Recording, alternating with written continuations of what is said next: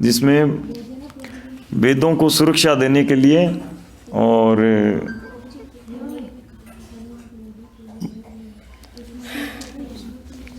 भगवान ने मछली का अवतार लिया था, है ना। आपने कथा सुनी होगी, है ना, प्राय सभी ने सुनी होगी ना कथा।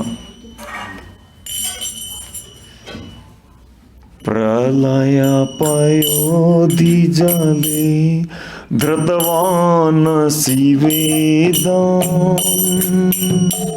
विदित वहीत्र चरित्रमखेदम् केशवधृता मीन शरीरा जय जगदीश हरे, जय जगदीश हरे, जय जगदीश हरे। गाइए। प्रलय पयोधि जले धृतवानसि वेदम् चरित्रमखेदम् केशवधृता मीन शरीरा जय जगदीश हरे, जय जगदीश हरे, जय जगदीश हरे। हे केशव, हे जगदीश, हे कच्छप का शरीर धारण करने वाले श्री हरि, तुम्हारी जय हो। दिव्य कच्छप के रूप वाले तुम्हारे इस अवतार में तुम क्षीर समुद्र के मंथन हेतु मंदराचल को अपने विशाल पृष्ठ भाग पर धारण करते हो, जिसके कारण तुम्हारे पृष्ठ भाग पर गड्ढे जैसा बड़ा चिन्ह बन जाता है ना। तो जब देवताओं और असुर मिलकर एक मतलब जॉइंट में दोनों एक कार्यक्रम किया था समुद्र मंथन, तो उसमें बार बार भगवान को हेल्प करनी पड़ रही थी। ये सुझाव आइडिया भी भगवान ने दिया, और जब देवता और असुर मिलकर मंदराचल को उठाने गए तो उनसे हिला नहीं, जैसे तैसे करके उठाने लगे तो वो गिर गए एक तरफ, और 10-20 हजार देवता और असुर मिलकर दब गए उसके नीचे। फिर भगवान तुरंत आए और आके अपनी गाड़ी को साथ में लाए, गरुड़ जी को। गरुड़ जी को लाकर मंदराचल को मतलब लिया, तो गरुड़ जी ने मंदराचल को अपनी पीठ पे ले लिया और भगवान आगे, और फिर दोनों पंखों पे देवता और असुर, एक पर देवताओं को और एक पर असुरों को बिठा के, और फिर एक साथ पूरा, मतलब गरुड़ जी की शक्ति देखो भगवान की भक्त की, है ना, कितनी पावरफुल गाड़ी है भगवान की। क्षितिरिह विपुलतरे धरणी तव, क्षितिरिह विपुलतरे तिष्ठति तव पृष्ठे धरणिधरण किण चक्र गरिष्ठे केशवधृता कुर्म शरीरा जय जगदीश हरे, जय जगदीश हरे, जय जगदीश हरे। क्षितिरिह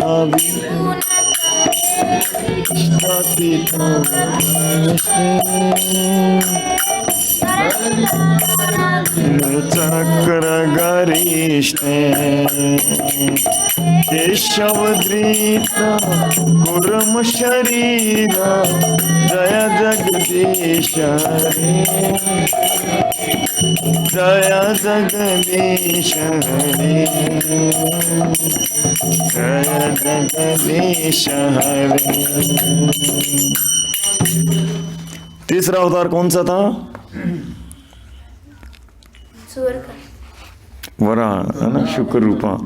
हे केशव, हे जगदीश, हे वराह का रूप धारण करने वाले श्री हरि, तुम्हारी जय हो।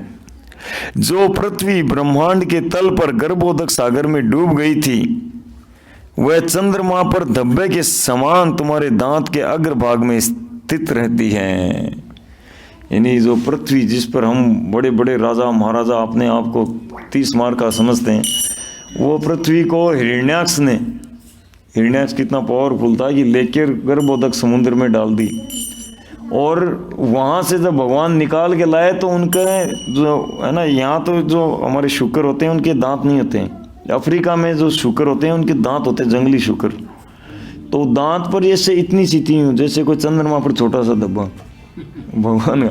और जब निकले थे, पैदा हुए थे भगवान, जब प्रकट हुए थे तो वो ब्रह्मा जी के नाक से, वो ब्रह्मा जी को स्वयंभू मनु और शतरूपा की जब रचना करी थी, जो प्रथम मनुष्यों की रचना करी थी ब्रह्मा जी ने, है ना, प्रकट किया था स्वयंभू मनु और शतरूपा।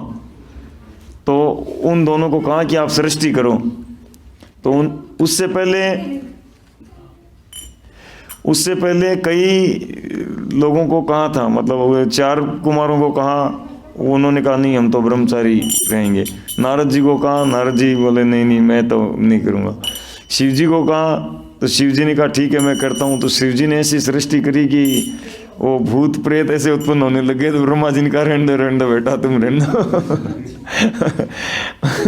और फिर जब ऐसे करके लास्ट में ब्रह्मा जी बहुत सारा करा के नहीं कर पाए, तो अंत में फिर स्वयंभू मनु और शतरूपा को प्रकट किया, बोले सृष्टि करो। उन्होंने कहा ठीक है जैसे आपकी आज्ञा हम करेंगे। तो फिर उन्होंने जाके देखा तो कहीं उनको स्थान नहीं मिला, तो आके बोले कि हमको कोई स्थान तो दो। तो बोले पृथ्वी है ना, बोले पृथ्वी है ही नहीं जगह पर, कहाँ है? ब्रह्मा जी ने देखा पृथ्वी नहीं है, सोच में पड़ गए। तुरंत ही उनको छींक आई ब्रह्मा जी को, और उनकी छींक से इतना सा एक मच्छर जैसा निकले, और देखते ही इतने बड़े हो गए कि वो पृथ्वी उनकी दांत पर है ना। ऐसा भगवान का ये है।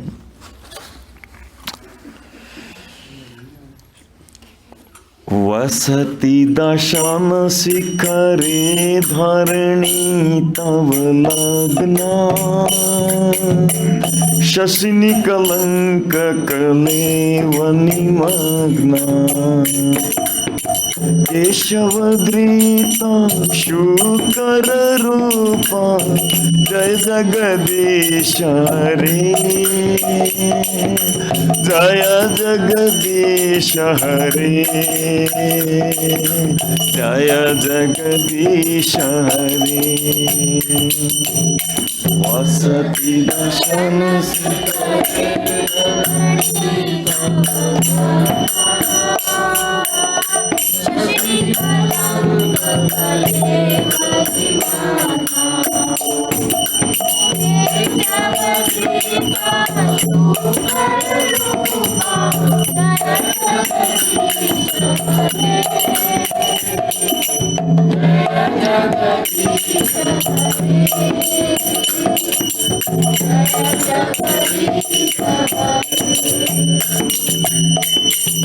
नेक्स्ट नरसिंह भगवान है ना। तो इसका अनुवाद पढ़ने की जरूरत है, सबको पता है तो नरसिंह लीला है ना।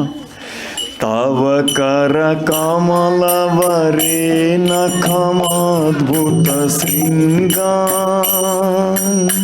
दलिता हिरण्यकशिपु तनु भृंगा, केशवधृता नर हरि रूपा, जय जगदीश हरे, जय जगदीश हरे,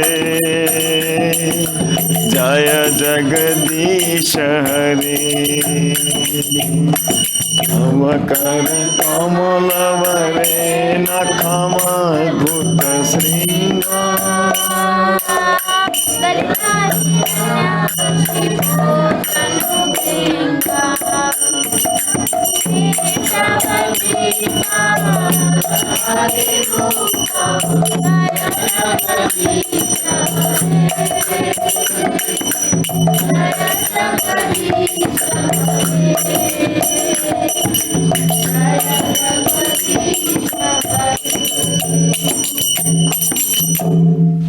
हे केशव, हे जगदीश, वामन रूप धारण करके आपने श्री हरि वामन रूप धारण करने वाले श्री हरि तुम्हारी जय हो। हे अद्भुत बोने, आपने लंबे पगों से महाराज बलि को छला तथा अपने चरण कमल के नख से उत्पन्न हुए गंगा जल से आप इस संसार की सब जीवात्माओं को पावन करते हो। छलयासि विक्रमणे बलिमाद्भुत वामन पदनख नीरजनित जन पावन केशव धृत वामन रूपा जय जगदीश हरे जय जगदीश हरे जय जगदीश हरे। छलयसि विक्रमणे बलिमाद्भुत पदनख नीरजनित जन पावन केशव धृत वामन रूपा जय जगदीश हरे जय जगदीश जय जगदीश।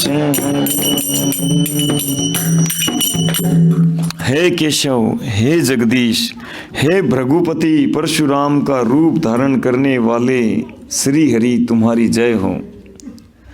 कुरुक्षेत्र में तुम अपने द्वारा हताहत किए गए आसुरी क्षत्रियों के शरीरों से उत्पन्न रक्त की नदियों से धरती को स्नान कराते हो। तुम जगत के पाप धोते हो और तुम्हारे कारण सब लोग भौतिक अस्तित्व की दावाग्नि के ताप से मुक्ति पाते हैं। हे जगदपगत पापम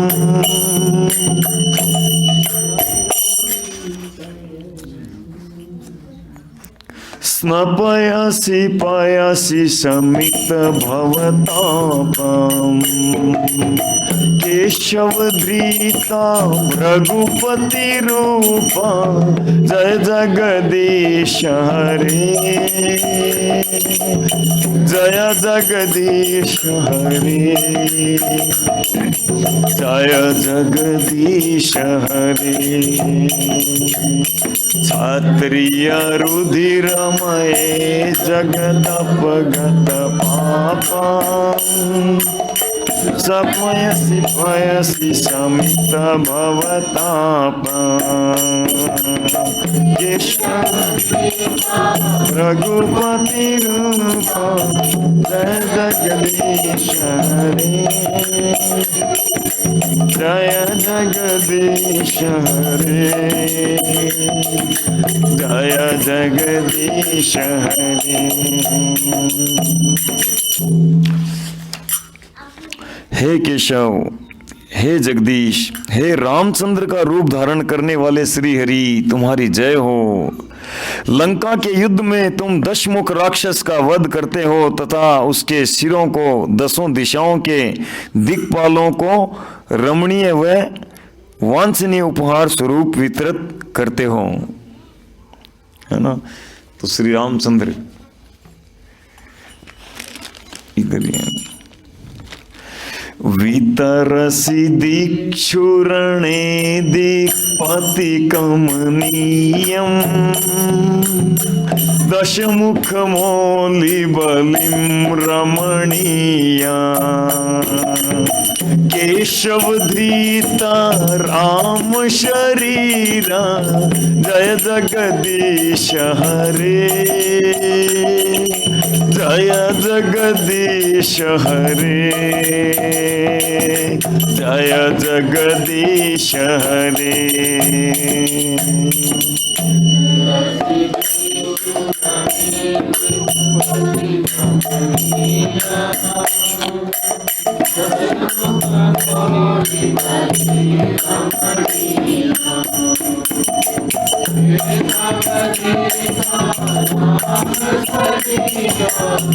जय जगदीश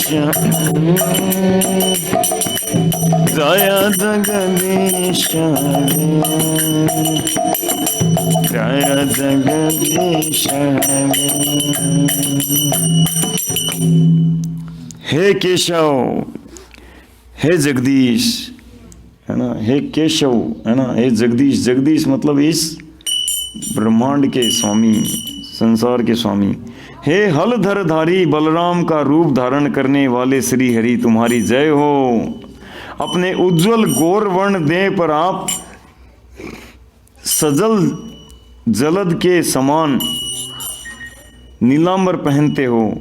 वह नीलांबर तुम्हारे हल के प्रहार से भयभीत हुए यमुना नदी के सुंदर गहरे रंग जैसा प्रतीत होता है। यानी ये जो दशावतार स्त्रोत है, किन्होंने रचना किया पता आपको? कोई जानते हैं? ये सॉन्ग, ये भजन किन्होंने लिखा? श्रील जयदेव गोस्वामी, जिन्होंने गीत गोविंद की रचना करी थी, है ना। कब? 12वीं शताब्दी में, यानी आज से लगभग 800 साल पहले। और जयदेव गोस्वामी एकदम जन्म से ही प्योर डिवोटी, भगवान के कई बार भगवान उनको मतलब ऐसे मतलब सपने में आए, स्वयं विग्रह भेजा, गौरांग महाप्रभु दर्शन दिए। भगवान चैतन्य महाप्रभु प्रकट हुए थे 1486 में, लेकिन 1200 और कुछ में उनको दर्शन दिए, 1225-30 के लगभग उनको दर्शन दिए आके, है ना।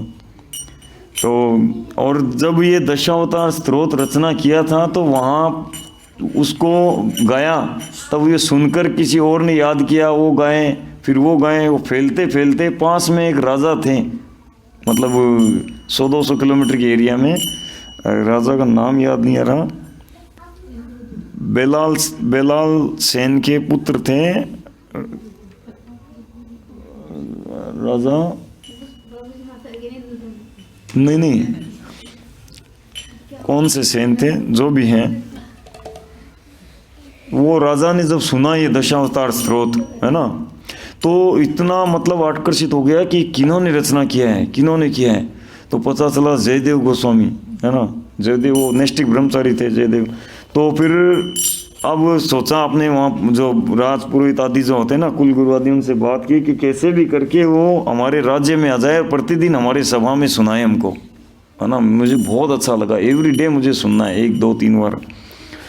तो ऐसे करके तो सब ने कहा कि आप तो ये सोचो ही मत, वो आएगा ही नहीं, वो एकदम विरक्त है बोले, वो अपने पिताजी के धन को भी हाथ नहीं लगाता, वो कोई ले जाओ बोले। एक बार निरंजन नाम का एक ब्राह्मण, उनके पिताजी जब चले गए थे, 12 साल के थे जयदेव गोस्वामी, जब उनके पिताजी और माता दोनों चले गए थे, घर में कोई नहीं था, और वो राजा बेलाल सेन के वो थे राज पंडित।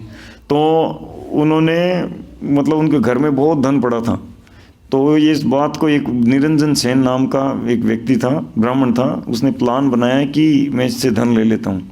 तो जयदेव तो घर के बाहर अपने वो आंगन में जो है ना, खुला पेड़ के नीचे भजन किया करते थे। तो वो आया, आके एक झूठा एग्रीमेंट बना के, निरंजन बोला कि देखो तुम्हारे पिताजी नाना मेरे से ऐसे ऐसे ऐसे करके धन लिया था, ये देख लो एग्रीमेंट, ये एफिडेविट, ये नोटरी वोटरी सब हो रखा है। जयदेव बोला ठीक है, जितना चाहे ले लो ये अंदर, मुझे मेरे वैसे भी काम करनी। तो जैसे अंदर गया लेने, पीछे उसकी लड़की आई, बोले पिताजी घर में आग लग गई, चलो जल्दी, सब जल रहे हैं। तुरंत भागा, जयदेव गोस्वामी पीछे पीछे भागे बचाने के लिए। फिर वो आके क्षमा मांगा, बोले मैं झूठा एग्रीमेंट लाया था, आप क्षमा कर दीजिए, मेरे को बहुत पछताया। फिर भी जयदेव गोस्वामी कहा, बोले ले लो, तुम नहीं लोगे तो कोई और झूठा एग्रीमेंट बना के लाएगा। मेरे तो काम का है नहीं। फिर भी उसको धन दे दिया था। तो ऐसे जब वो राजा ने ये सुना, तो राजा ने सोचा कि क्या करूं मैं। तो राजा सिविल ड्रेस में आया उनके पास, और फिर भी जयदेव गोस्वामी को पहचान लिया, बोले कि आप राज्य में आइए, आप मेरे राज कवि बन के हमारे राज्य में आप भजन मतलब ये सुनाइए, आप बहुत अच्छा मतलब आपने रचना किया है, यूं करके। तो जयदेव गोस्वामी ने कहा कि सोच भी नहीं सकता मैं, और आप अगर मतलब ऐसा कुछ प्लान बनाओगे मैं और दूर चला जाऊंगा। तो फिर राजा बोला कि नहीं नहीं ऐसा मत करिए, पर एक जगह है जहाँ मैं आपको सजेशन करता हूँ और मेरे राज्य के नज़दीक है, मैं प्रतिदिन वहाँ के सुन सकता हूँ, तो आप वहाँ आ जाइए। चंपाहाटी, अभी चंपाहाटी के नाम से फेमस है बंगाल में वो जगह। तो वो जो राजा के राज्य के नज़दीक था और वहाँ पे जयदेव गोस्वामी को उन्होंने भेजा। चंपाहाटी मतलब वहाँ पे जो भगवान की अष्ट सखियाँ हैं ना, उनमें एक सखी है चंपकलता देवी, श्री कृष्ण राधा रानी की अष्ट सखियाँ हैं, है ना। अष्ट सखियाँ जो सुदेवी है ना, चंपकलता देवी और यूँ करके, तो उनमें से चंपकलता देवी जो है उनकी सेवा रहती है, प्रतिदिन फूल चुन के लाना। तो वो जो जगह है वो ऐसी है कि वहाँ पे 12 महीने मतलब फूल जो है एकदम अनुकूल रहते हैं, मतलब बसंत की तरह 12 महीने। तो वहाँ एवरीडे चंपकलता देवी आती है, आज भी आती है, हमें नहीं पता, जो हम नहीं देख सकते, लेकिन तो ऐसे वो स्थान दिव्य स्थान है। तो जयदेव गोस्वामी वहाँ पे रहे, तो फिर वो राजा वहाँ पे आके सुना करते थे। नहीं इतना ये पवित्र है, इतना वो है। तो हम कहाँ चल रहे थे? बलराम जी का है ना। तो बलराम जी का, श्री राम के बाद में बलराम जी का है ना। वह शिव पुषि विशदे वसनं जलदाभं हलहति भीति मिलित यमुनाभं केशव धृता हलधर रूपा जय जगदीश हरे जय जगदीश हरे जय जगदीश हरे।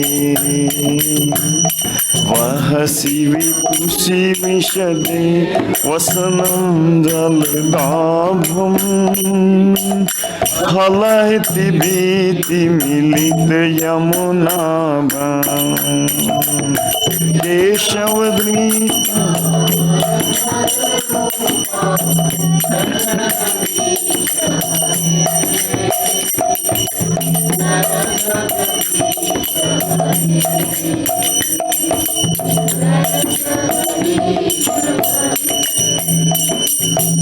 बलराम जी के बाद कौन सा अवतार है ना? श्री कृष्ण नहीं है थे, पर यहाँ दिया ही नहीं, जयदेव गोस्वामी भूल गए। बताएंगे भी, है ना। तो हे केशव, हे बुद्ध का शरीर, हे जगदीश, हे बुद्ध का शरीर धारण करने वाले श्री हरि, तुम्हारी जय हो। तुम्हारा हृदय दया से परिपूर्ण है। तुम वैदिक यज्ञ विधि की आड़ में संपन्न पशुओं की हिंसा की निंदा करते हो, है ना। भगवान बुद्ध किस लिए आए थे, हम चर्चा ऑलरेडी कर चुके हैं एक बार। निंदसि यज्ञ विधेरहः श्रुति जातम् श्रद्धय हृदय दर्शित पशुघातम् केशव धृता बुद्ध शरीरा जय जगदीश हरे जय जगदीश हरे जय जगदीश हरे। निंदस्याज्ञ विधेरहः श्रुति जातम् पशु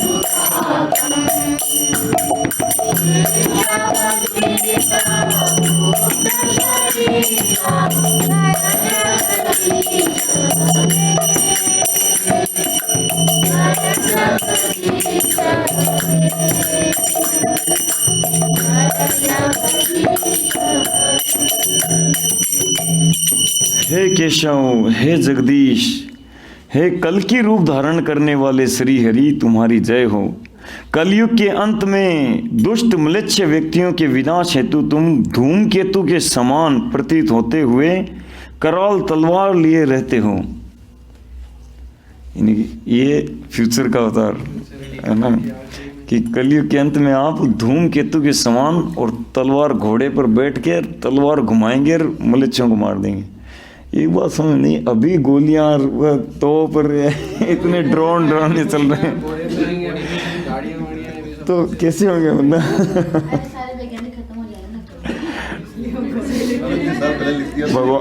भगवान की लीला भगवान को ही पता है, हम नहीं जान सकते।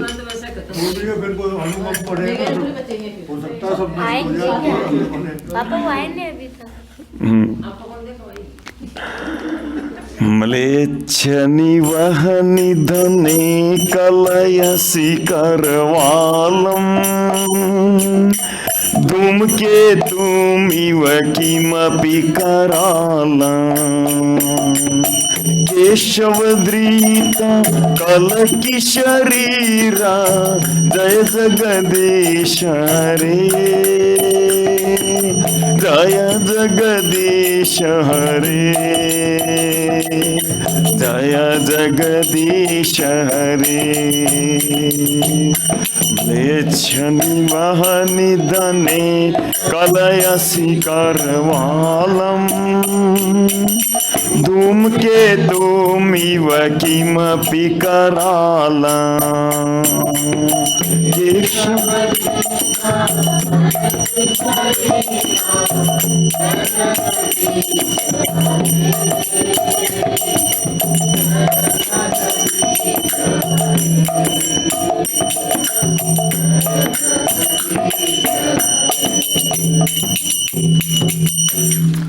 हे केशव, हे जगदीश, हे 10 प्रकार के अवतार धारण करने वाले श्री हरि तुम्हारी जय हो। हे पाठकों, श्री जयदेव कवि द्वारा रचित इस स्तोत्र को आप प्रेम पूर्वक सुनते रहो। यह स्तोत्र अति उत्तम है, सुखद मंगलकारी है तथा इस अंधकारमय जगत में सर्वश्रेष्ठ है। श्री जयदेव कावेरी तमुदितमुदारम शृणु सुखदम शुभदम भवसारम केशवधृता दशविधरूपा जय जगदीश हरे जय जगदीश हरे जय जगदीश हरे। श्री जयदेव कावेरी तमुदितमुदारम शृणु सुखदम शुभदम भवसारम केशवधृता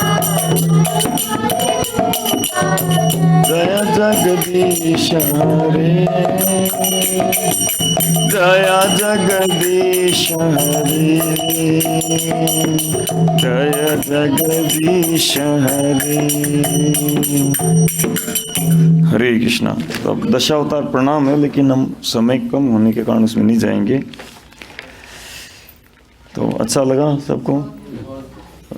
यहाँ पे ये बताया गया है कि अगर शृणु सुखदम शुभदम भवसारम, यानी अगर प्रतिदिन जो इसको गाते हैं इस जीवन में भी सुखी हो जाएंगे, शुभ फल प्राप्त होंगे, है ना। शुभ यानी जो कल्याणकारी है हमारे लिए, और भवसारम जन्म मृत्यु के चक्र को खत्म करने वाला है। केवल आपने तो बोल दिया, इसमें तो आया नहीं ना क्या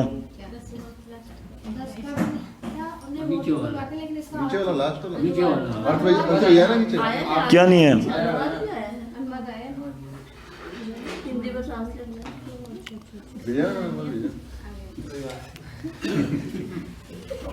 तो यहाँ पे प्रश्न उठता है कि मतलब श्री कृष्ण का नहीं दिया तो बुद्ध के बाद कल्कि होता है, मतलब बलराम जी के बाद श्री कृष्ण आता है, बलराम जी के बाद सीधा बुद्ध अवतार आ गए। के बाद में सीधे कल्कि होता है। क्योंकि श्री कृष्ण अवतार नहीं है, वे अवतारी हैं, अवतारी है ना। उन्हीं से केशव धृता बुद्ध श्री राय, और केशव वही श्री कृष्ण है जो बुद्ध रूप में है, जो वामन रूप में है, जो वराह रूप में है ना। सारे अवतार उन्हीं से उद्भूत होते हैं। अहम सर्वस्व प्रभवो, श्री कृष्ण से ही सब कुछ उद्भूत होते हैं।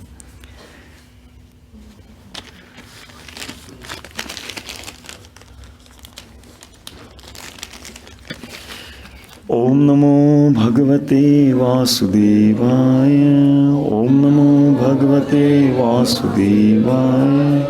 ओम नमो भगवते वासुदेवाय। ओम अज्ञानतिमिरन्धस्य ज्ञानञ्जनशलाकया चक्षुरुन्मिलितं येन तस्मै श्रीगुरुवे नमः। श्रीचैतन्यमनोभीष्टं स्वयं मह्यं ददाति स्वपदान्तिकं। वन्देऽहं श्रीगुरो श्रीयुतापदकमलं श्रीगुरून् वैष्णवांश्च। श्रीरूपं साग्रजातं सहगण रघुनाथान्वितं तं सजीवं साद्वैतं सावधूतं परिजनसहितं कृष्णचैतन्यदेवं श्रीराधा कृष्णपदां सहगण ललिता श्रीविशाखान्वितांश्च।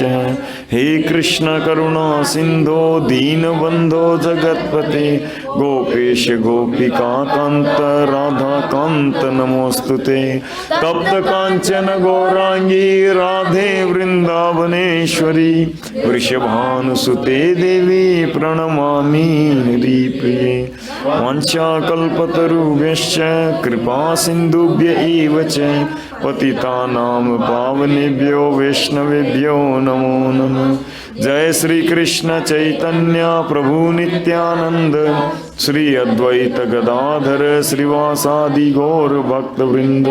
हरे कृष्ण कृष्ण कृष्ण हरे हरे, हरे राम राम राम हरे हरे। जय श्री मंगलाचरण की जय। तो माला जब एंड में करेंगे, आज पहले ये कंप्लीट करेंगे 16वां।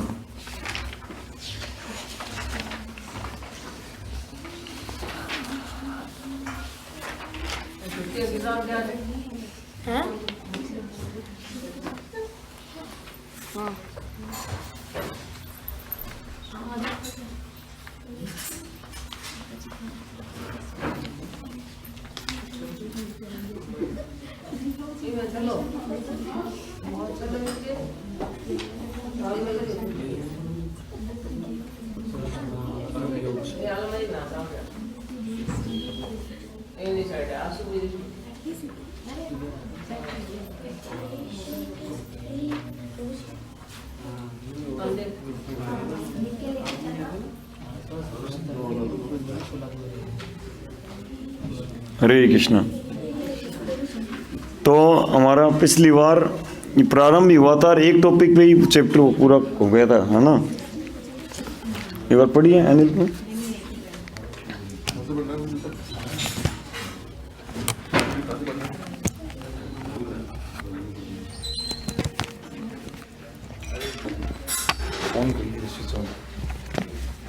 और पहला वाला ना, अगर कोई भगवान को नहीं जानता तो कैसे जाने जा सकते हैं।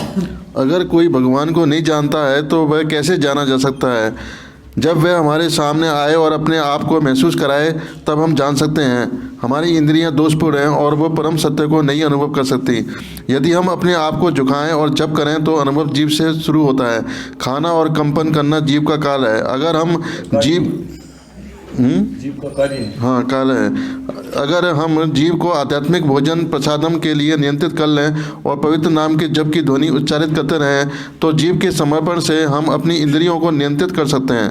प्रसादम खाओ और आध्यात्मिक विकास में अग्रसर हो। यह प्रक्रिया आप अपने घर पर भी कर सकते हैं। कृष्ण को शाकाहारी भोजन अर्पित करो, हरे कृष्ण मंत्र का जप करो और उन्हें प्रणाम करो। नमो ब्रह्माय देवाय गौ ब्रह्माय हिताय च जगत हिताय कृष्णाय गोविंदाय नमो नमः। हर कोई उन्हें भोग लगा सकता है और फिर भोजन अपने मित्रों के साथ ग्रहण कर सकता है और कृष्ण के चित्र के सामने जप करके एक शुद्ध जीवन व्यतीत कर सकता है। फिर परिणाम देखिए, संपूर्ण जीवन वैकुंठ बन जाएगा जहाँ कोई चिंताएं नहीं है। हमारी सारी चिंताएं हैं क्योंकि हमने भौतिक जीवन स्वीकार किया है। तो इसमें पहले वाला, इसमें जीव के दो कार्य हैं।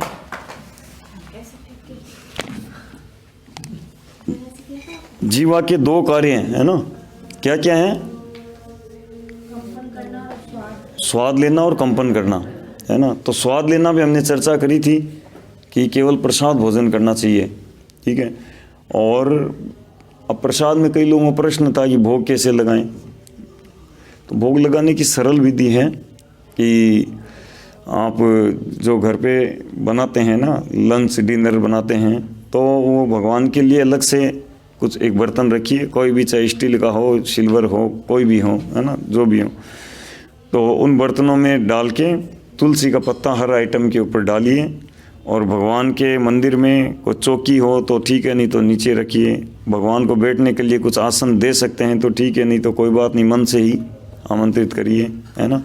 और उसमें थोड़ा सा जल छिड़ा के उसको थोड़ा शुद्ध कर दीजिए। जो हम जल, है ना, शुद्ध किया हुआ जल होता है ना आसमन पात्र में, उससे थोड़ा जल छिड़ा के शुद्ध कर लीजिए उसको, प्रसादी को, हाँ, जो भोग बनाए उसको, है ना, भोग की शुद्धि।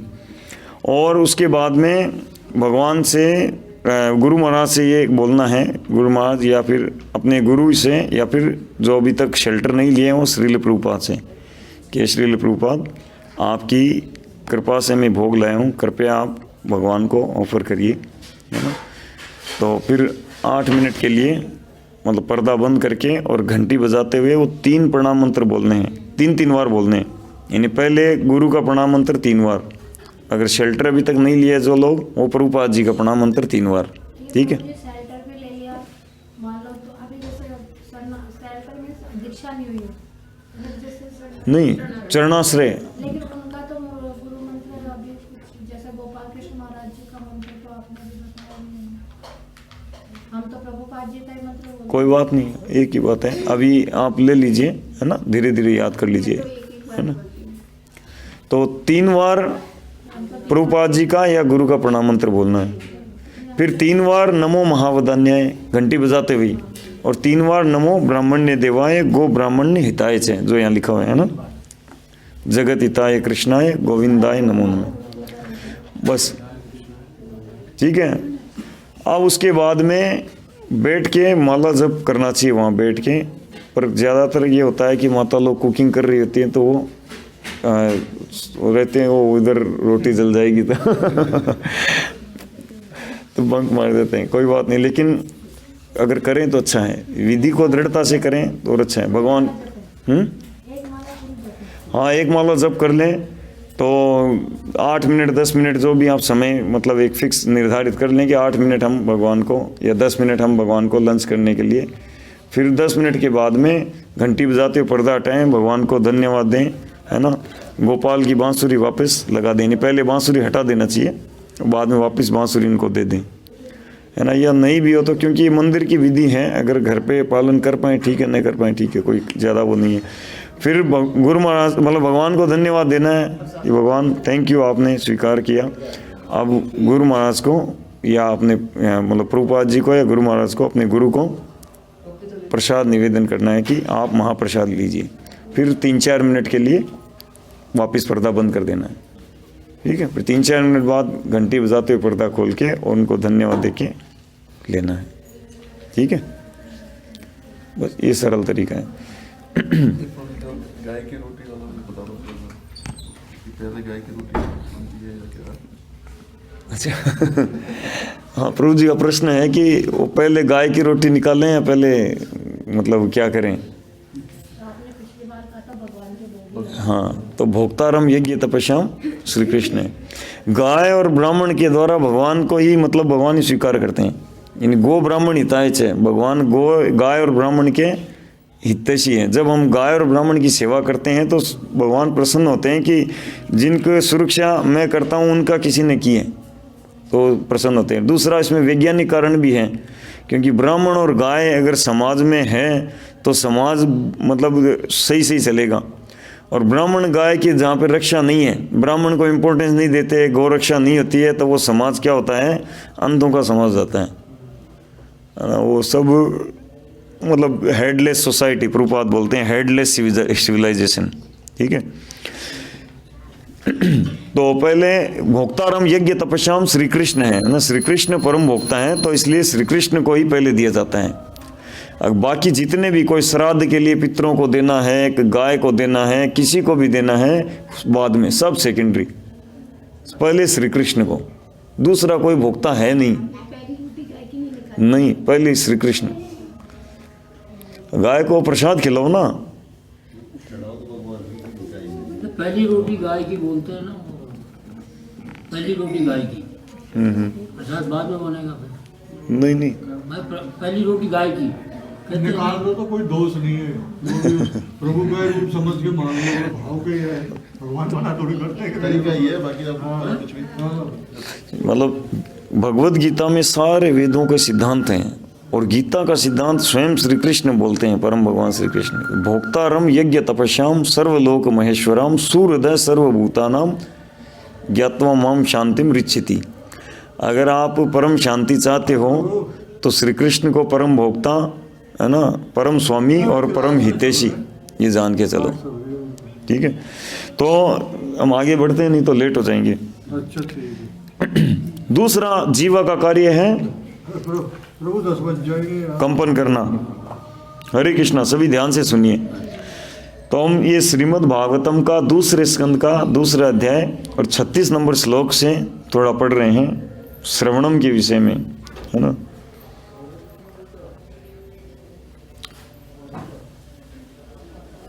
यानी जीवा का दूसरा जो कार्य है कंपन करना, है ना। तो उन भगवान का नाम रूप गुण लीलाओं को बोलना और सुनना, है ना। तो ये जीवा का कार्य है। तो जीवा से हमें नाम जप करना चाहिए, अधिक से अधिक भगवान का नाम लेना चाहिए, और अनावश्यक बातें नहीं बोलना चाहिए। ग्राम्य वार्ता, ग्राम्य कथा आदि नहीं बोलना चाहिए। उसमें क्या होता है, श्री उपदेशामृत में, जो श्री उपदेशामृत नाम का एक ग्रंथ है, श्रील रूप गोस्वामी जी द्वारा रचित, है ना, भगवान चैतन्य महाप्रभु के पार्षद श्रील रूप गोस्वामी द्वारा रचित ग्रंथ है, और बहुत इम्पोर्टेंट है। उसमें 11 श्लोक हैं। उन 11 श्लोक में सारे शास्त्रों का सार है, मतलब टॉप लेवल का ग्रंथ है, केवल 11 श्लोक। तो उन 11 श्लोक में से हम प्राय 6-7 श्लोक पे चर्चा करते हैं, उसके आगे वाले हमारे ऊपर से निकलते हैं है ना। तो उसके दूसरे श्लोक में बताते हैं, अत्याहार प्रयासश्च प्रजल्पो नियमाग्रह जनसंगश्च लौल्यश्च षड्वीर भक्ति विनश्यति। ये जो भक्ति का हमको जो अवसर मिला है, ये अवसर बहुत दुर्लभ अवसर मिला है। ये जो भगवान का नाम, भगवान की कथा सुनने में हमारी रुचि है। देखो ना, किलोमीटरों दूर से सर्दी में उठ के आ गए आप लोग और आके बैठ गए। ये कोई सामान्य कृपा नहीं है। करोड़ों करोड़ों जीवों में से तो कोई कोई मनुष्य शरीर पाते हैं, और मनुष्य शरीर पाने वाले हजारों में से कोई एक ऐसा प्रयास करता है, हजारों मनुष्य में से। तो कितना दुर्लभ है, आप देखो, है ना। तो इतना दुर्लभ हम अवसर पाए हैं, तो रूप गोस्वामी जी हमको सावधान करते हैं कि ये अवसर छिन जाएगा। इन 6 कारणों से भक्ति जो है विनाश हो जाती है ना। तो जिनमें एक कारण है, बाकी 5 की चर्चा भी नहीं करेंगे, क्योंकि 6 के ऊपर 1 घंटे 2 घंटे चर्चा होती है। तो हम केवल एक पे चर्चा करेंगे, वो है प्रजल्पा। प्रजल्पा उसका शॉर्ट कर रहे हैं। प्रजल्पा मतलब व्यर्थ की वार्ताएं, है ना। यानी कि दूसरे शब्दों में श्री कृष्ण की भक्ति से संबंधित न होकर अन्य वार्ताएं सब प्रजल्पा हैं। अब कुछ क्या होता है, हमको मजबूरन करनी होती है कि हमको हमारे मतलब कार्य के लिए, बिजनेस ऑफिस के लिए मजबूरन करना होता है। कुछ ऐसा होता है कि चलो कोई गेस्ट आए, कोई परिचित मिले, तो पूछ लिया कैसे क्या, यूँ बिजनेस कैसा चल रहा है, और तो उनसे 2-5 मिनट बातें करनी रहती है। घर पे गेस्ट आते हैं तो उनसे थोड़ी देर बात के हिसाब से, है ना, वो तो मजबूरी होता है। दूसरी तरफ क्या होता है, अगर हम इंटरेस्ट ले लेके व्यर्थ की बातें करते हैं, इधर उधर, तो वो बातें क्या होता है, हमारी भक्ति को डाउन करती हैं। आज जितनी ज़्यादा प्रजल्पा करोगे, दूसरे दिन जप में उतना अधिक ध्यान भटकेगा साधना में। जितना इनसे कम बचोगे, अगले दिन साधना अच्छी होगी। हम 2 घंटे माला करते हैं ना, पिछले 22 घंटों का रिजल्ट उसमें आ जाता है। इसलिए 22 घंटों में हमने क्या किया वो 2 घंटे में पता चल जाता है ना। वो मन बस में आता ही नहीं है। हाँ, मतलब वो पांच प्रकार की अनिष्टता भक्ति के लक्षण जो है ना वो 500 प्रकट हो जाते हैं, है ना। कौन से हैं? लय, विक्षेप, अप्रतिप्रति, रसास्वाद और कसाय। ये श्रील रूप गोस्वामी ने बताए है ना, और श्रील विश्वनाथ चक्रवर्ती ठाकुर ने। यानी कि हमारे भजन में ये 5 प्रकार के डिस्टर्बेंस होते हैं। लय मतलब नींद आना, विक्षेप यानी ध्यान भटकना, अप्रतिप्रति मतलब नींद नहीं आ रही, ध्यान नहीं भटक रहा, लेकिन माला कर रहे हैं, कुछ मन ही नहीं लगा, अच्छा ही नहीं लग रहा माला करके, पता नहीं क्या हो रहा है। हरे कृष्णा कब खत्म होगी कब खत्म होगी रे, 12 पढ़िए पिता क्या दे दिया है टारगेट 16 वाला तो प्रभु जी एक बार आपने वो 5 प्रकार के बताए। लय, विक्षेप, लय यानी नींद आना, विक्षेप यानी ध्यान भटकना, अप्रतिप्रति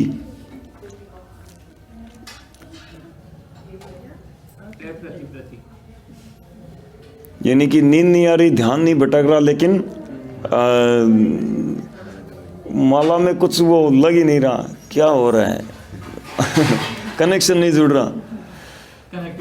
हाँ, और चौथा रसास्वाद, है ना। रसास्वाद मतलब जब कर रहे हैं लेकिन दूसरे चीज़ों में रस लेने के लिए तुरंत चले जाते हैं, या दूसरे रस को ज़्यादा इम्पोर्टेंस दे देते हैं, है ना। ये तुरंत जैसे क्रिकेट आ रहा है, अरे छोड़ो, जब फोल्ड माला को फोल्ड किया एक तरफ, मैच खत्म बाद में देखेंगे, है ना। कोई भी दूसरा मतलब माला करते करते दूसरा कोई भी भौतिक रस, चलो कोई डिस्कशन चल रहा है, हाँ रुको, हाँ क्या नहीं हुआ, क्या हुआ, दूसरी चीज में रस लेना।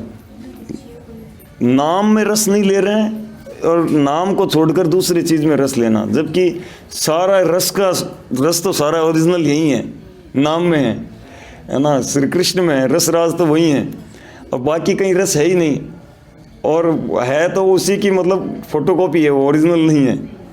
तो फोटोकॉपी में रस लेते हैं हम। ये संसार फोटोकॉपी जैसा है, मतलब परछाई है ना उल्टा। तो दूसरी चीज में रस लेते हैं हम, तो ये रसास्वाद है ना। कोई भी जैसे बातों का रस लेना, दूसरा रस लेना, ये नाम में रस नहीं ले रहे, दूसरी चीज में रस ले रहे हैं। और कसाय मतलब कड़वा लगना, नाम ले रहे हैं मगर कड़वा लग रहा है नाम।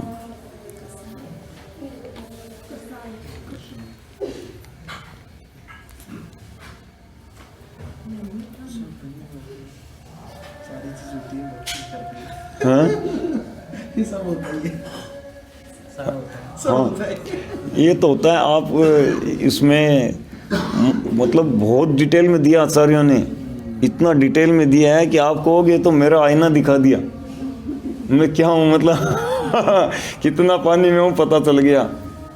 और इतना नहीं परसेंटेज तक मतलब बता देते हैं कि मतलब किस कार्य से कौन से टाइप का अनर्थ उत्पन्न होता है और वो भक्ति के किस लेवल में कितना प्रतिशत घटता है।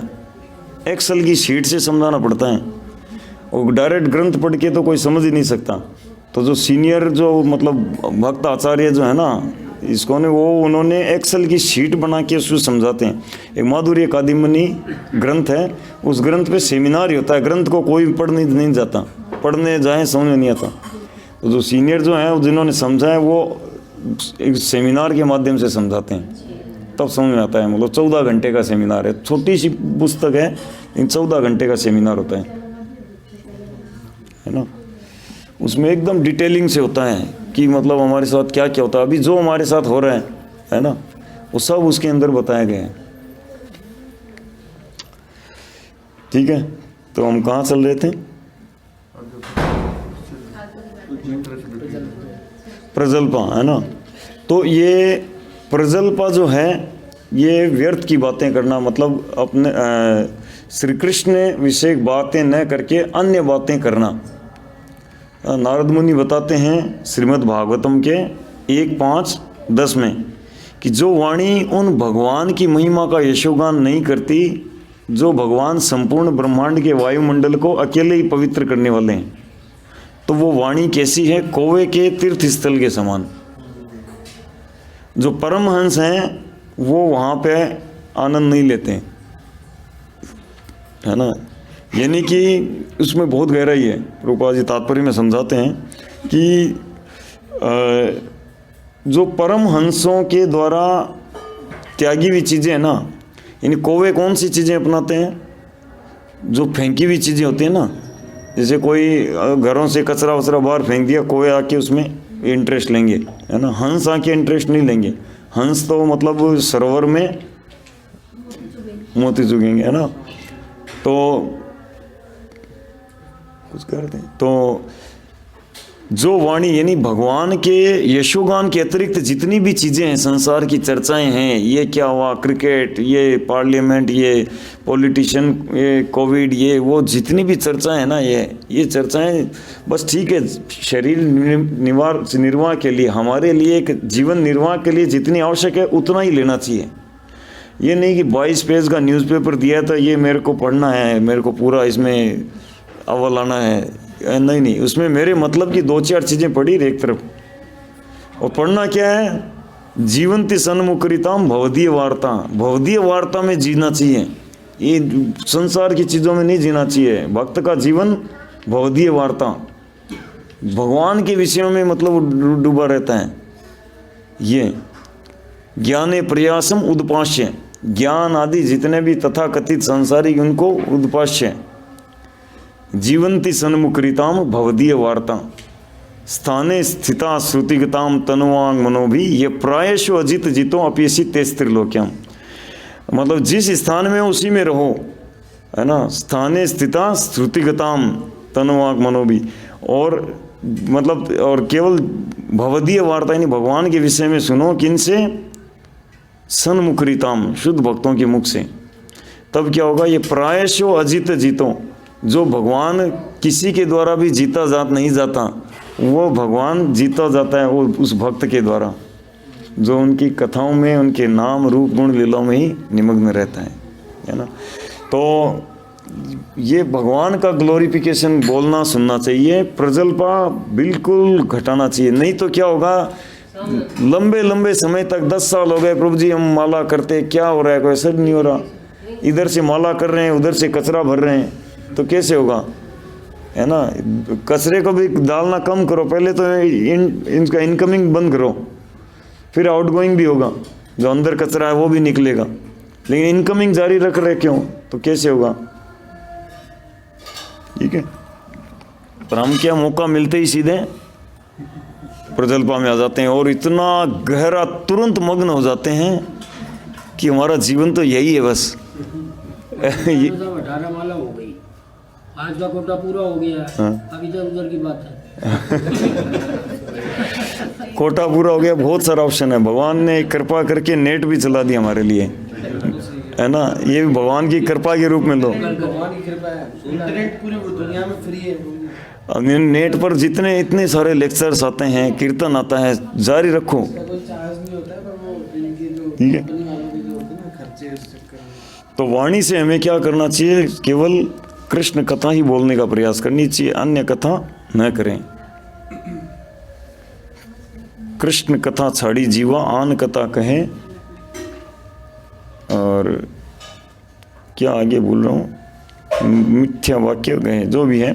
तो कृष्ण कथा छोड़कर अन्य कथा हमें नहीं बोलना चाहिए। ठीक है, हम आगे बढ़ते हैं।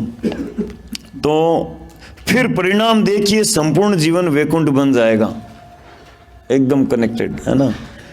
जब ऐसा करेंगे, अन्य चीज़ों को बिल्कुल कम से कम, कोई आए कोई हमें लगाए तो उनसे हाथ जोड़कर, सॉरी सर हम स्वतंत्र नहीं, हम श्री कृष्ण के शरणागत हो गए, अब हमें श्री कृष्ण का गुणगान सुनने में रुचि अधिक है। आपको अगर संसारी विषय में करना है तो मुझे रुचि नहीं है, प्लीज़ आप कोई और को देख लीजिए।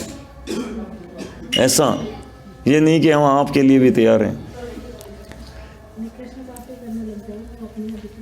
तो संपूर्ण जीवन वैकुंठ बन जाएगा, जहाँ कोई चिंता ही नहीं है हमारी।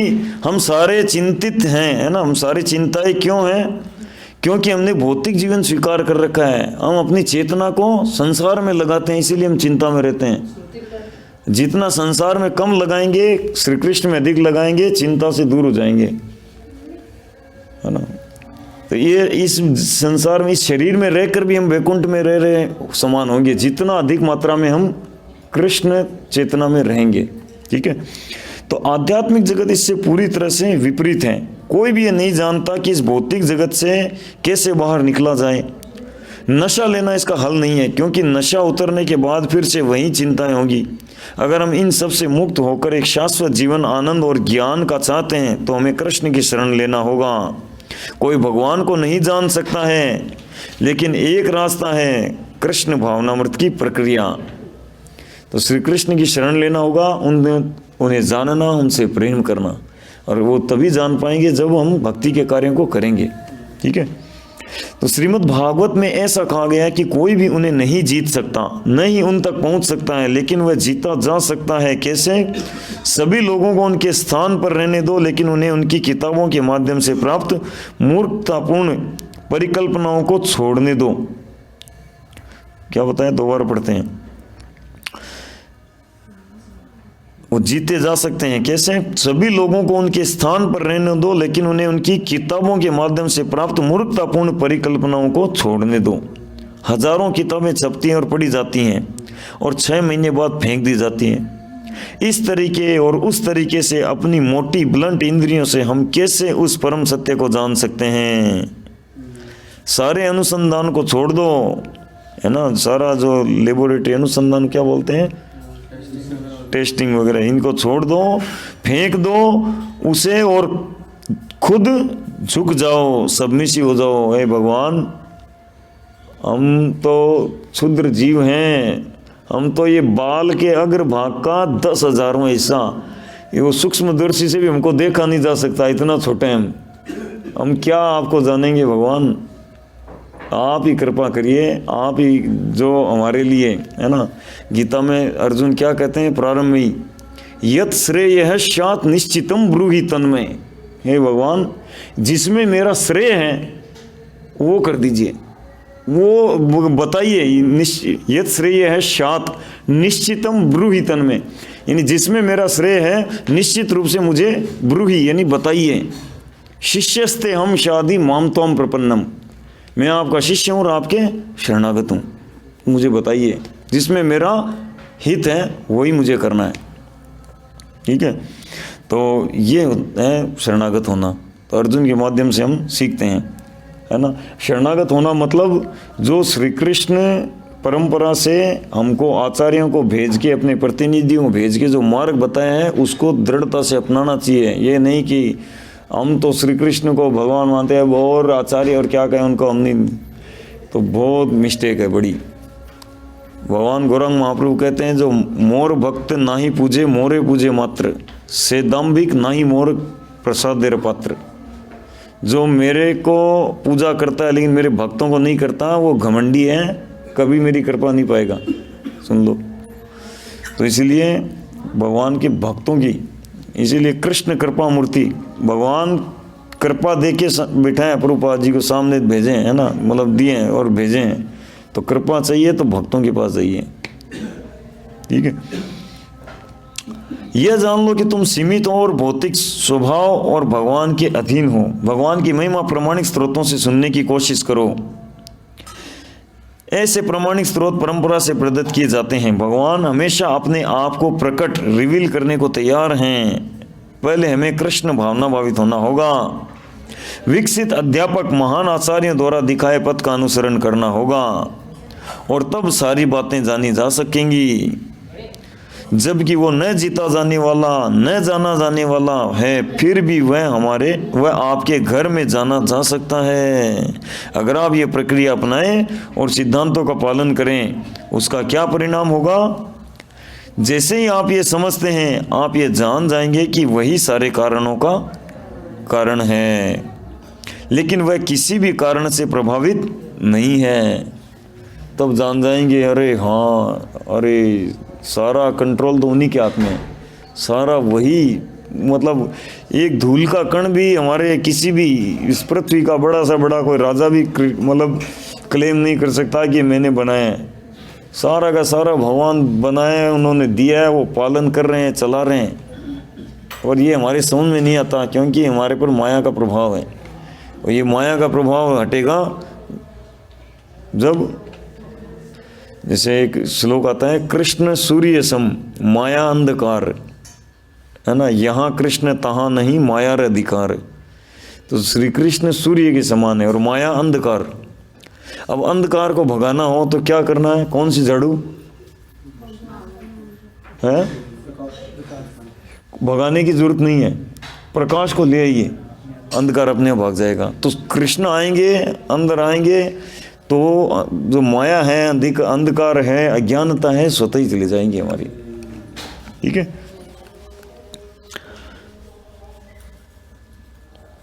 तो जैसे आप समझते हैं, आप जान जाएंगे कि वही सारे कारणों का कारण है, लेकिन वह किसी भी कारण से प्रभावित नहीं है और वह सारे नक्षत्रों का मालिक है।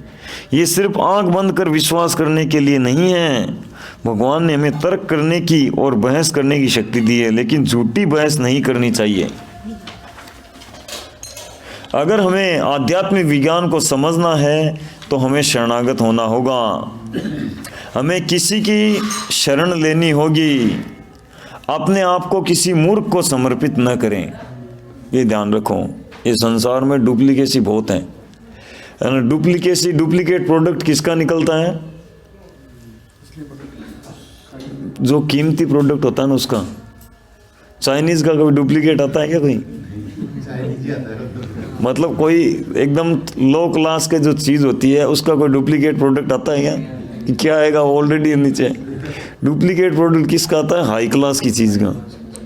तो संसार में मतलब नकली साधु हैं, इसका मतलब साधु बहुत कीमती चीज़ है, इसीलिए नकली साधु है ना। और दूसरा, नकली साधु मिलेंगे क्योंकि साधु कीमती है ना, इसलिए ये सावधान रहो। जैसे हीरा खरीदने जा रहे हो ना, तो मार्केट में, पूरा मार्केट में अगर आप जैसे जयपुर का जोरी बाज़ार ले लो, जोरी बाज़ार में अगर पूरा मार्केट में सारी दुकानों के जितने भी मतलब स्टोन्स मंगवाएंगे ना, उसमें आप पाओगे कि हीरा जो है वो एक है तो 1 लाख नकली स्टोन पड़े हैं इधर उधर। मतलब वो जो भी हो, चाहे वो नकली बोल के बिक रहे हैं, अमेरिकन डायमंड आदि वो जो है ना 2-2 रुपये वाली स्टोन, CZ, AD ये सब, तो वो ज़्यादा चलते हैं, है ना। क्योंकि उनका कारण है, उनका मार्केट जल्दी जम जाता है और सस्ते होते हैं, लोगों को सस्ता चाहिए होता है तो सस्ते जल जाते हैं, है ना। जैसे उदाहरण के लिए लोगों को इस्कॉन में सुनते बोला, नहीं आपके इस्कॉन में बहुत नियम है, कई सालों तक दीक्षा ही नहीं मिलती, 16 माला करो, 4 नियम पालन करो, प्याज लहसुन भी नहीं खाना, चाय कॉफ़ी भी नहीं पीना, जिएगा कैसे आदमी, और वो भी सालों के लिए। तब जाके एग्ज़ाम होगा, सेमिनार होगा, इंटरव्यू होगा, कई तरह के टेस्ट होगा, पेपर देना, ये करना, और फिर जाके मतलब वो दीक्षा का मतलब होगा। वाह रे वाह, हमें तो नहीं जाना, और तो गुरु जी ठीक है हो, और गए दूसरे दिन ही होगी दीक्षा।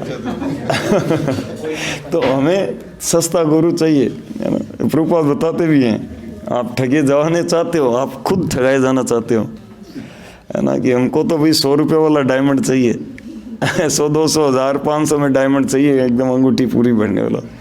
और 1.5-2 करोड़ का डायमंड आपको 2-5 हज़ार, 10 हज़ार में चाहिए, तो फिर नकली लेना पड़ेगा, है ना। किसी ऐसे व्यक्ति की तलाश करो जो कि परंपरा में आता है और जो परम सत्य के बारे में पूरी तरह समझ चुका है। अगर हमें ऐसा व्यक्ति मिलता है तो उसके शरणागत हो और उसे खुश करने की कोशिश करो, क्योंकि असली डायमंड है। असली डायमंड अगर मिल गया है तो फिर केयर करो, वापिस भी चला जाएगा, है ना, माया को फिर से दूर कर देगी। तो बड़ी मुश्किल से मिलता है। ब्रह्मांड भ्रमिते कौन भाग्यवान जीव, गुरु कृष्ण प्रसादे पाए भक्ति लेता बीज। इस ब्रह्मांड में भ्रमण करते करते कोई रेयर भाग्यशाली जीव होता है, एक जीवात्मा जो गुरु कृष्ण की कृपा से भक्ति लता बीज पाता है। तो अगर प्रमाणिक गुरु मिल गए तो सबमिसिव हो, जो उनके शरणागत हो। इस संबंध में एक स्टोरी है, देखो, कि जब देवताओं असुरों ने मिलके समुद्र मंथन किया था, समुद्र मंथन में कई मतलब विष निकला और निकला है ना, ये सब निकला, लक्ष्मी जी भी समुद्र मंथन से निकले थे, अंत में अमृत निकला और अमृत निकलते ही मंथन स्टॉप हो गया और असुरों ने अमृत छीन के भाग गए। और भगवान ने देखा, अब देवता लोग आए, बोले सर वो तो लेके चले गए, क्या करें, बड़ी मुश्किल से निकाला और भगवान वो तो चले गए लेके, क्योंकि देवता असुर बलशाली होते हैं, अधिक देवता बेचारे पतले सुगड़े। तो जब लेके चले गए तो भगवान ने फिर कहा ठीक है करता हूँ, तुरंत मतलब मोहिनी रूप धारण करके और उनको मतलब ठग ठगा के जैसे भी है और देवताओं को अमृत पिला दिया। अमृत पी लिए, इतने बलशाली हुए, असुरों को धड़ धड़ तुरंत भयंकर युद्ध हुआ, मतलब बोलते हैं ब्रह्मांड में इसके भयानक युद्ध हुआ नहीं आज तक, इतना भयंकर युद्ध हुआ था, क्योंकि देवताओं के पास पावर आ गया अमृत पी के, और असुर जो हैं वैसे कई गुना पावरफुल हैं, तो वो अपना वैसे पावर लगा रहे हैं, देवता अपना अमृत का पावर लगा रहे थे, तो लगा के फिर असुरों को एकदम करके भेज दिया। बलि महाराज को भी उस समय मार ही दिया था, फिर शुक्राचार्य ने वापस उनको जीवित कर दिया था संजीवनी विद्या से। फिर कुछ समय बाद अब देवता लोग अपने इसमें स्थापित हो गए। अब उधर बलि महाराज जो थे वो अपने उसके लिए कि उन्होंने मेरे को जीवाया है ना, उन्होंने मेरे को वापस जीवित कर दिया शुक्राचार्य ने, तो उनके बहुत प्रति, उनके अपने गुरु के प्रति, शुक्राचार्य के प्रति वो सबमिसिव हुए, मतलब वो उनके शरणागत हुए, उनकी सेवा की, उनको प्रसन्न किया, बताओ आप क्या, आप प्रसन्न होंगे वही मुझे करना, बहुत सेवा की और प्रसन्न किया उनको। और उनको प्रसन्न करने से शुक्राचार्य इतने प्रसन्न हुए और उन्होंने क्योंकि गुरु को प्रसन्न कर लिया, तो ऐसा मतलब उनको आशीर्वाद दिया और बलि महाराज इतने पावरफुल हो गए केवल अपने गुरु को प्रसन्न करने से, कि सेना लेके देवताओं के ऊपर अटैक करने के लिए आ गए। और देवता लोग जो जाके देवगुरु बृहस्पति के पास आया, बोले बलि महाराज तो आ गए फिर अटैक करने के लिए, अब क्या करें, अब मतलब कोई तरीका है उनको परास्त करने का। तो देवगुरु बृहस्पति ने कहा कि आप किसी भी रूप में उनको परास्त नहीं कर सकते, आप क्या, आप कोई नहीं कर सकता उनको, क्योंकि वो गुरु से प्राप्त शक्ति है। तो गुरु की सेवा करके गुरु से जो आशीर्वाद, उनकी प्रसन्नता से शक्ति मिलती है, इतना मतलब लाभदायक होती है। तो बोले कि भगवान के सिवा है ना, भगवान हरि के अलावा कोई उनको डिफीट नहीं कर सकता, और भगवान करेंगे नहीं, क्योंकि वो गुरु को प्रसन्न किया इसलिए। यश प्रसादात भगवत प्रसादो, गुरु प्रसन्न हो जाते हैं तो श्री कृष्ण प्रसन्न हो जाते हैं। तो फिर बोले कि फिर उपाय क्या है, फिर तो असुरों का राज्य रहेगा। बोले नहीं, उपाय है, जब बलि महाराज अपने गुरु का अपमान करेंगे, उनकी अवज्ञा करेंगे, तब उनका बल घट जाएगा और तब वो आपका राज्य वापस आएगा। और भगवान ने वामन रूप लेके यही किया, है ना, बलि महाराज के पास जाके, और मतलब छोटा सा बच्चा बोना सा, है ना, और जाके बोला कि मुझे थोड़ा सा मतलब मुझे कुछ दान देंगे। मतलब पहले तो बलि महाराज ने जैसे ही मतलब देखा कि इतना तेजस्वी ब्राह्मण आया है, तो भगवान, क्योंकि भगवान कैसे भी किसी भी रूप में जाए उनका तेज छुपा नहीं रहता, खासकर जो श्रद्धावान भक्त होते हैं उनसे छुपा नहीं रहता। बलि महाराज भक्त हैं, क्योंकि बलि महाराज कौन है, किसके पोते हैं, प्रहलाद महाराज के, शुद्ध भक्त के पोते हैं। तो शुद्ध भक्त की भगवान ने स्वयं, भगवान नरसिंह देव ने कहा है कि उसके आगे की और पहले की और आगे की 14 पीढ़ियों का उद्धार हो जाता है। जो एक परिवार में अगर एक व्यक्ति शुद्ध भक्त हो जाता है तो पहले से ही कमिटेड है, बोले आपका तो उद्धार होना ही है। तो भगवान स्वयं उनके पास आए मांगने के लिए, है ना। तो बलि महाराज के पास जब आए और उनका तेज देखते ही बलि महाराज तुरंत खड़े हुए और बोले ब्राह्मण आए हैं, क्योंकि जनेऊ वनेऊ धारण किए हुए, तो देखा तो तुरंत उनके चरण धोए, चरणामृत पिया। और जैसे ही चरण धोए, चरणामृत पिया, तो अंदर कुछ थोड़ा बहुत कुछ कलुष था वो भी हट गया। मतलब कुछ जो असुरों के थे ना, असुर सेना में थे, असुरों प्रमुख थे, लेकिन वो जो कुछ असुरीनेस जो था ना अंदर, वो सब हट गया, भगवान का चरण धो के चरणामृत पी लिया। और फिर कहा कि बताइए क्या सेवा करें आपकी। तो भगवान ने कहा कि मुझे आप दान देने का संकल्प करें। बोले कि संकल्प क्या, आप तो मांगो ना ऐसे ही। बोले नहीं नहीं, आप संकल्प करिए। तो बोले ठीक है, उन्होंने लेके और संकल्प कर लिया। अब जैसे संकल्प किया, इतने में शुक्राचार्य जी ने पता लगाया। पहले तो उन्होंने ध्यान नहीं दिया था, ऐसे वो पता लगा सकते हैं, लेकिन पहले सोचा ठीक है कोई ब्राह्मण आया होगा। पर जब वो देखा कि वो संकल्प कराने पे अड़ रहा है, तो फिर उन्होंने देखा है अपना मतलब रडार फैलाया कि कौन है। तो पता चला अरे ये तो कश्यप मुनि के और अदिति के यहाँ जन्म लिए स्वयं भगवान विष्णु हैं। तब खड़े होकर बोले अरे रुको बलि महाराज, रुको, आप क्या कर रहे हो, किनका मतलब आपने संकल्प दे दिया, ये तो भगवान हरि हैं। तो बलि महाराज बहुत सुंदर मतलब उनका होता है कि हाँ वो मांगेंगे ना। तो बोले कि मैं तो इनको दे चुका हूँ, और बोले कि इनको मत दो, अभी भी कुछ नहीं, अपना संकल्प तोड़ दो, सब कुछ ले जाएंगे तुम्हारा, ये कुछ नहीं छोड़ेंगे। कुछ नहीं छोड़ेंगे, सब ले जाएंगे। बोले कि तो लेकिन बलि महाराज बिल्कुल बोले कि ये अगर भगवान जो सारा है किसका, सब कुछ है किसका, इन्हीं का तो है। अब वही अगर लेने के लिए आए हैं तो कितनी बड़ी सौभाग्य की बात है ना। बड़े बड़े ऋषि, ब्रह्म ऋषि, इनके चरणों का ध्यान करने के लिए कि इनका चरण ध्यान में रहे हमारे, बस ध्यान से जाए नहीं, उसमें लगे रहते हैं। वो भगवान मेरे पास आए हैं मांगने के लिए, कौन ऐसा मतलब होगा जो इनको नहीं देखा तो दिया। तो ये अवज्ञा इस प्रकार बलि महाराज की शुक्राचार्य के प्रति अवज्ञा हुई।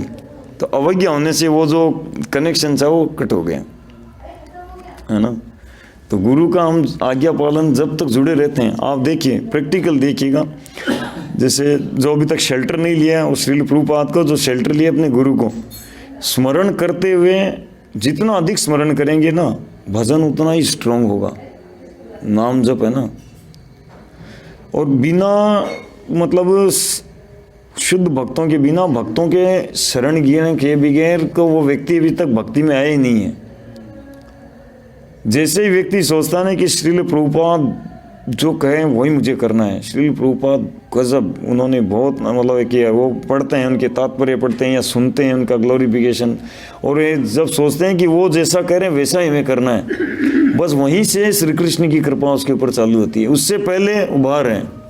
प्रभुपाद जी ने खुद ने कहा ये बात कि जब तक बोलो प्रमाणिक गुरु की शरण ग्रहण किए बिना श्री कृष्ण को जानने की शुरुआत करना भी असंभव है ना।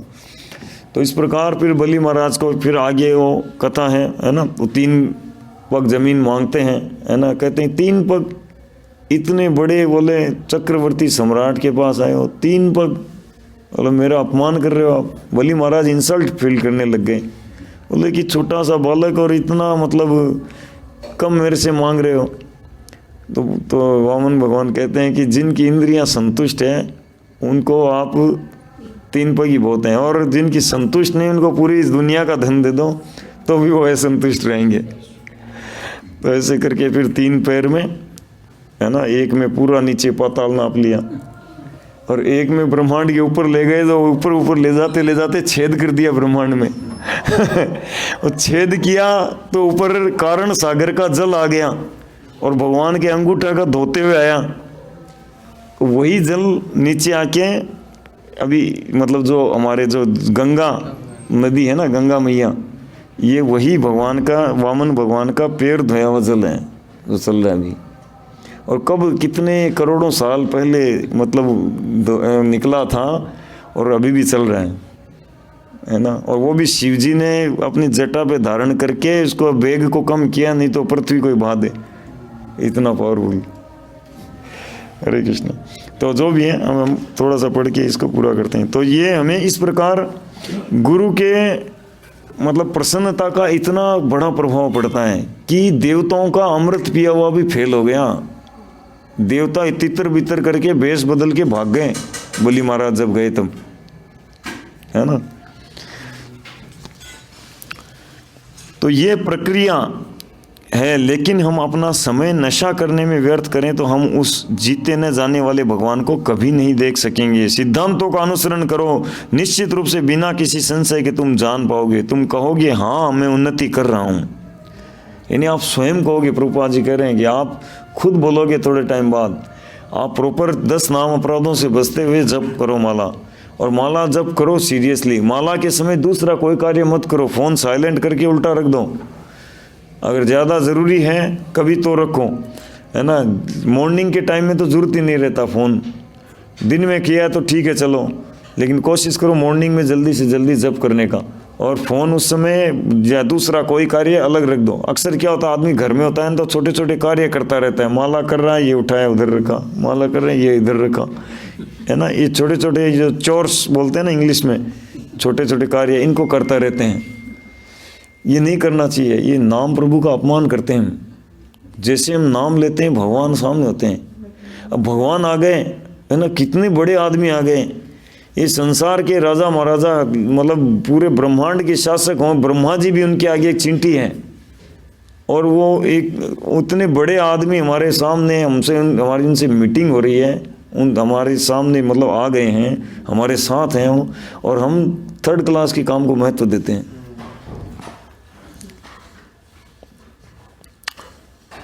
तो आप जब ये इस तरह से स्ट्रिक्टली पालन करेंगे ना, तो आप खुद कहोगे कि मैं उन्नति कर रहा हूँ। और ये बहुत आसान है और तुम इसे खुशी से कर सकते हो।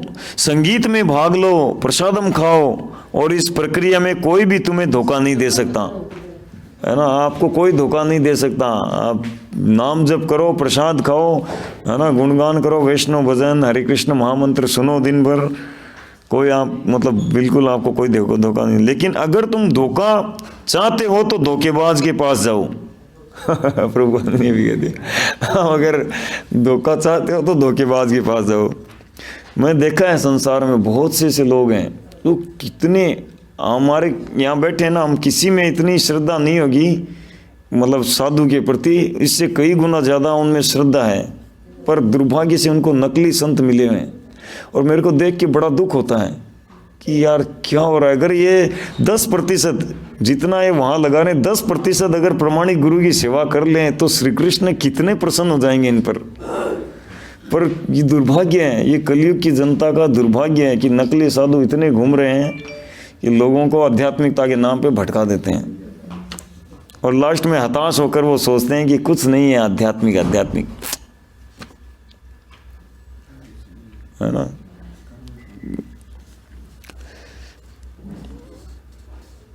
इसे अपने जीवन में प्रामाणिक स्रोत से समझने की कोशिश करो और अपने जीवन में उतारो।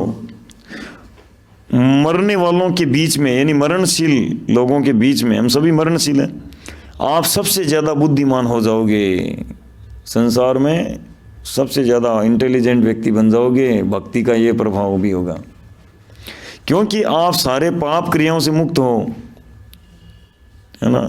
क्योंकि हमारे व्यक्ति, हम स्वतः स्वभाव से हम स्वतः वेरी इंटेलिजेंट हैं, पर पाप के प्रभाव से हमारा इंटेलिजेंस वगैरह तेज ये सब दब रहा है ना। हमारे चेहरे देखो मतलब कैसे हो रहे हैं, जबकि हमारा जो स्वरूप है ना वो एकदम खिला हुआ, जो वैकुंठ के जो विष्णु दूत है ना एकदम तेजों में, वैसा है हमारा स्वरूप।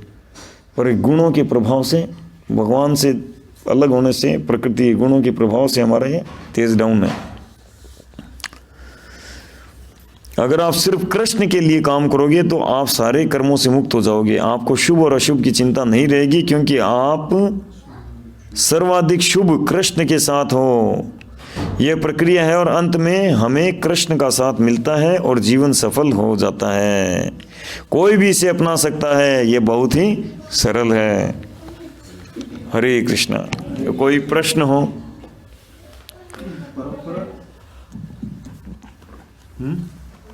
ऐसे गुरु जो